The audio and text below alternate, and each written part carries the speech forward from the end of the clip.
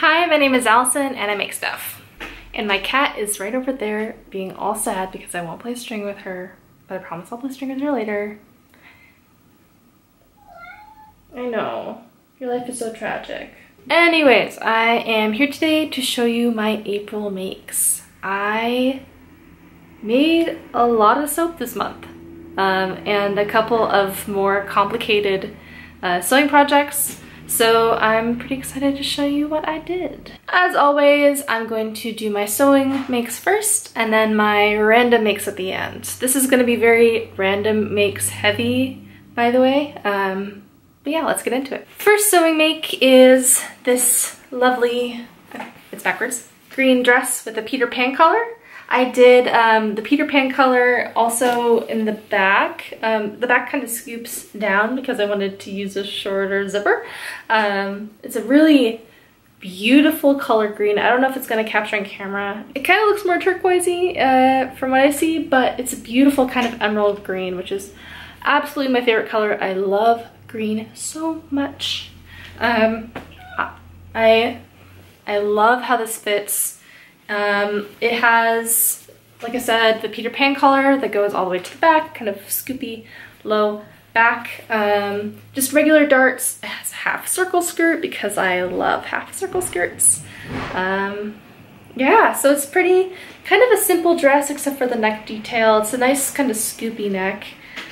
I lined the bodice, but I didn't line the skirt because I'm lazy. I actually don't really like how dresses that have lined skirts feel unless the lining is like really slinky because it kind of like gets staticky and weird. But I did line the bodice, which I thought would be nice because it has the collar and I wanted that to look really clean. So I just kind of, I hand stitched it on the bottom. It looks really dusty because I wore it already. But yeah, so this is make number one. So this is make number two. It's really hard to see because this fabric is super duper busy. Oh, and I have like random strings hanging off. This dress has an empire waist. You can kind of see right here. So it goes underneath the bust and up to kind of where the apex-ish, like mid-bust line is. I don't know the technical term for that right now. It has a V-neck. It has gathers underneath the bust. And then I actually ended up doing an A-line skirt for this, which is something I don't really do very often. And I actually like how it fits. The reason why I usually do half circle skirts is because with half circle skirts, they tend to flow out and I feel like it's flattering on my figure because I am quite pear-shaped. So I have like a smaller top and then like got a big booty and like a large tummy area, but I actually do like the way that the A-line fits, so I'm pretty darn happy with it. Again, I lined the bodice. I haven't basted it down yet. I like to do that by hand rather than like stitching in the ditch from the other side. I just think it looks a lot cleaner. I like how it fits. The back is just a really plain back. I just did the dart on the bottom. It has just a nice scooped back. Yeah, I like it. This is actually, I believe, one of my Make 9 fabrics, and I'm pretty happy I finally made something with it. I drafted a sleeve to wear along, or to add onto this, and I decided not to. I like the way sleeves look, but actually I wear cardigans every day, so I prefer everything I have to be sleeveless, so it's like easier to wear cardigans on top. Yeah, so this is the Hollyhock fabric from my Make 9 and I'm a fan. I don't really like how the V part turned out. It's probably hard to see, but it looks kind of junky and like warped. I mean, luckily the fabric is very busy pattern, but something definitely went wrong here. It's not like super duper noticeable. I could probably get away with wearing this and no one would care or notice. I mean, I did an okay job of lining up that kind of like triangle bit on the outside. Yeah, it just looks a little wonky. I think I tried clipping things underneath to make it look bad, but it still looks like really weird. So I'm thinking of putting a bow on top. I think that would look really cute. I have like definitely enough scrap fabric to do that. So that's probably most likely what I'll do here, just because I'm not happy with how that looks, and yeah. But other than that, it fits really well and I like it a lot. So yeah, those are my two sewing makes. I didn't have a lot. They are both kind of woven, and the structure of them is a lot different than the things I usually make. They're not just like super simple knit dresses. On to the random makes. There are quite a few. Let's start with candles. My husband and I love having candles in the living room and dining room, and we go through them quite fast because we burn them when we're home hanging out.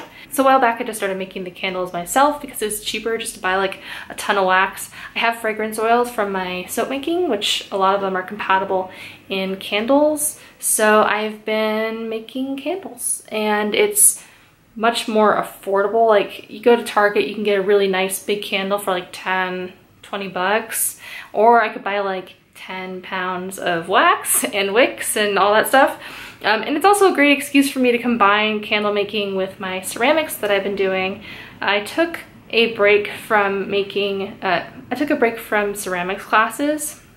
I was going to them regularly, kind of like at the end of 2017, and then I kind of needed some extra time in my life due to some family stuff and health stuff. So I'm really happy to get back into both ceramics and candle making. Now, I started my ceramics class yesterday, so there's not going to be anything to show for it for a very long time.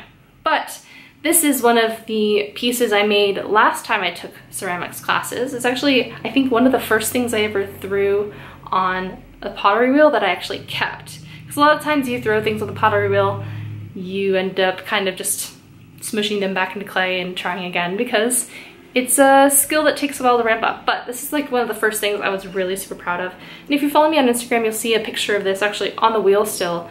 And I absolutely love this piece. I ended up doing a nice, I think it's called cherry blossom pink glaze, and the top is kind of speckled. And yeah, I did the 2-wick candle in here. I find that this is kind of the amount of wick I need for this piece. I think I've put candle in this before. We have a tendency to reuse random glass containers that we've either bought candles in, or, you know, the ceramic bits that I've done. So this is the representation of all the candles I've done, because there's just a lot of them and they're just in random containers, because I absolutely love this container, and I love the candle inside. It smells like mango. So next up, I made a whole big batch of lip balms, and I'll try to find the recipe that I used and link below, but I just grabbed a random blog recipe off the internet. This one has mango butter in it, specifically because I had some mango butter that I wanted to use up. And I believe it has beeswax in it as well. It might also have coconut oil. I'll try to link it below, but yeah, it's just a nice plain mango butter lip balm. Next up is this super random balm I made. It is a mixture of argan oil and shea butter, and this is what I use to moisturize my face every night. The argan oil I actually infused with a bunch of random kind of skin-loving herbs. So it doesn't really smell like anything, but it has this like really nice kind of color to it. It's almost like green because of the random herbs. I don't even remember what I put into it. I'm in this kick of like reusing up the stuff I have, so I just probably took whatever herbs that are good for the face and threw them in a jar and let them sit with the argan oil.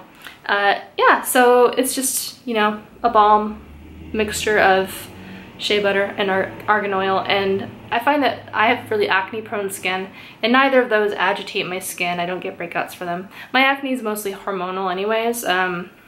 It's like deeper in the skin. But yeah, I really like how this turned out. I think my skin's really been enjoying it. Okay, next is the soap cupcake. This is probably the 3rd generation of soap cupcake I've tried to make, and the frosting part has been the most successful out of all of my attempts.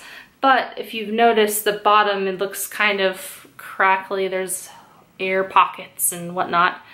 I tried, so the top is actually made with melt and pour soap, and everything else is cold process soap. I tried water discounting for the first time on this soap. I've had a really hard time getting my soap frosting to look like frosting. It always looked really like loose and not like defined enough. So with this one, I figured I might as well do a water discount, and that might help my batter thicken up. I like using the same recipe. This is my normal recipe that I usually use, which is olive oil, coconut oil, and shea butter.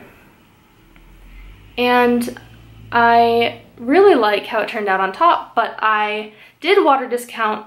So I made this in 2 batches. I made like a pound of the frosting and a pound of the cupcake base. And for the base, I decided to do a water discount for that as well, because I knew if I had 2 buckets of lye in the sink, I would somehow forget which one was for the discounted one. I don't know. My logic told me to do 2 of them. That was a mistake, clearly because it got so thick that I was smushing it into the cupcake molds. So that sucks. But the top looks really cute. I use this green apple mica. The fragrance oil I use smells like apples, which is lovely. So I use this kind of like appley green color. So it was a little bit of a failure, a little bit of a success. I think my piping is definitely very much improved because it looks like a little cupcake, but the bottom needs work. Next soap bar I have is this one. It smells like, this is a bergamot tea fragrance, and I am a huge fan of tea parties. I love teacups and I drink tea all day. So I thought I would theme this to kind of look like almost like tea china. So I did this nice pretty blue and a little mint color and a peach. And yeah, it's kind of fun. I just kind of poured it in the middle, like big blobs, and it's spread out. So I think there's a name for this technique. I just do not know it. Yeah, it smells nice and it's really pretty colors. It turned out really, really well. So I am a fan of this. The last bar soap I have I actually made yesterday. So my husband and I got married 6 months-ish ago. We had our wedding at a park and we bought our own beer to bring and wine so that we can kind of cut some costs. And we had a ton of beer left over after our wedding, and we've been slowly, you know, bringing it to friends' house. I feel like it was good that we had too much beer for our wedding as opposed to too little beers, but yeah, we had a lot left over. So we thought, what would be a good way to get rid of all the beer? And my husband was like, just turn it into soap. I'd made beer soap before with some of our excess beer out of an IPA, because there's many men in my life that like IPAs, thought that'd be a fun gift. We had a case, maybe not a case, we had a 12-pack of Blue Moon left. So we opened them up and I got rid of the carbonation and then turned them into this. We have so much of this right now because I decided to make the biggest batch I've ever made, which I think is like 6 pounds, which is a lot. Just trying to like use up random stuff. This is not my normal recipe, but I really like how it cut. So I might actually end up doing this recipe in the future. So this has olive oil, coconut oil, safflower oil, cocoa butter, shea butter, and mango butter. And it was mostly to kind of use up the stuff that I had left in my craft pantry because I am on this using up kick. And I didn't add any fragrance oil and it smells like bread. The beer soap that I made in the past also kind of had a similar scent, and the bread scent dissipated after it fully cured, which is good because I'm not sure if everyone wants bread soap. But it makes sense because like the beer has wheat in it. The color is gorgeous. Some of the slices ended up getting glycerin rivers, which is kind of disappointing. But for the most part, it looks like a nice sturdy soap. So if you follow me on Instagram, you'll have seen my next make, and this is going to be, I believe, the last make of this month, and that is my whipped soap. This has my paw marks in it because I use this, scoop it out with my hands. So I used a recipe by a blog called Humblebee and Me, which is a blog that I've referenced many times because the recipes on that blog are awesome. And there was a recipe for a whipped soap base. If you've followed along in my makes videos, you've seen I've done bar soap and I've done liquid soap, and those use 2 different types of lye. The cream soap uses a dual lye process, so you actually use both types of lye in it, which is interesting and kind of like the next level of soap making in my soap making journey, so I was really excited to do that. You get a soap paste that is similar to the liquid soap paste. I don't have it with me here. I think it's in the fridge right now. But you dilute it like you would a liquid soap, and then you whip it up, and I'll link the blog down below that you can check out the process. And then I whipped up the batch and made some soap for the shower. It's lavender scented, and I added a little bit of mauve clay just for a little bit of color. I also whipped up some whipped soap for my husband for shaving soap. So his is really plain and has a kaolin clay in it. So it's like pretty simple. And then I thought, how fun would it be to make some like unicorn themed soap, hop on that trend. And so I made this, and I actually piped it through a piping bag, and I like how the texture looks after you put it through the piping bag. If you scoop it just out of the bowl you're making it in, it can kind of look kind of gloopy, but this looks really fun. So I did 3 different colors. I used the black raspberry vanilla fragrance oil here. So it's like kind of like a nice fruity, fun one. So this has been my very random April makes, and I'm already drumming up some plans for May. One of the things I need to figure out is how I'm gonna get rid of all this soap, cause it's taking over my life a little bit. So I'll see you all next time. Bye.